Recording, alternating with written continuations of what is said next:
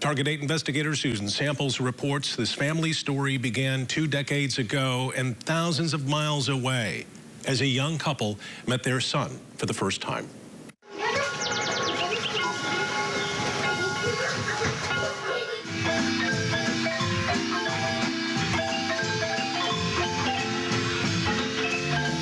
We are officially here. We made it. This is our room. I think that's them. Yeah. We just pulled up. Hi, we're crying. We think it's... Oh, there he is. Oh, my gosh. Oh, look at the baby. There's our baby. Oh, this is when he was first walking, I think.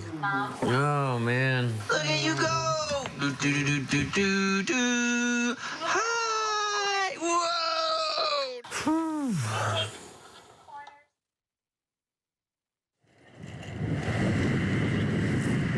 This is my story. This is my song. None of us would have imagined that we would be here in the middle of the morning, in the middle of the week, for this occasion. But the last thing he said was just, I love you, Dad, and thanks for not giving up on me.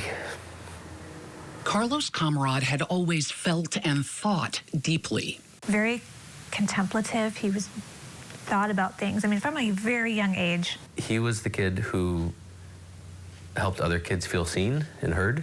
He treated kids the way he wanted to be treated. Kevin and Stephanie Kammeraad's son was also curious, creative, passionate. Our kid would get into something and get into it. Carlos loved to just paint and explore. He was an artist, first on canvas. So we love having this up here. It's always gonna end the same. Then in studio. I'm broken, I'm damaged, but it's okay because I can manage. Dark lyrics written by a teenager in pain. First physical, Carlos fractured 2 vertebrae when he fell out of a tree at 12 years old.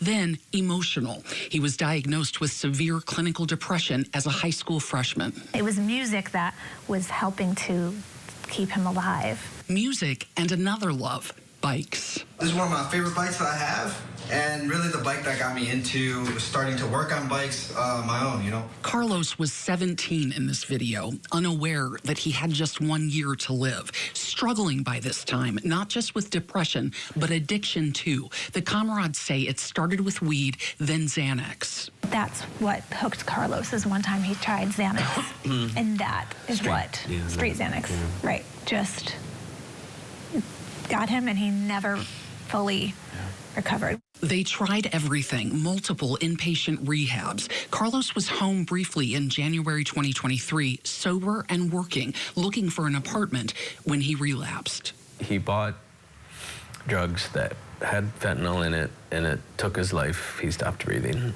and the next morning, there he was. I didn't accept it until the paramedics were here.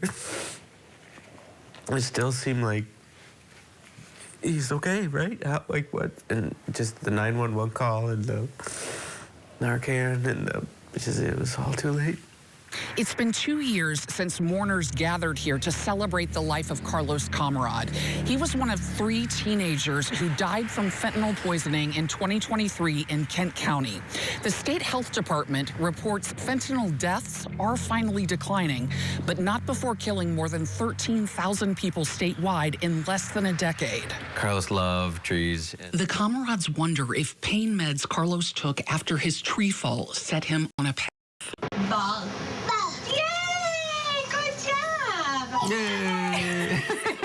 It is beyond bittersweet, watching the joyful early years, knowing they would only get 18. He loves his mom. I didn't say goodbye to him, and the night before he passed away, If she could just go back. I would tell him that I love him so much and that I'm proud of him.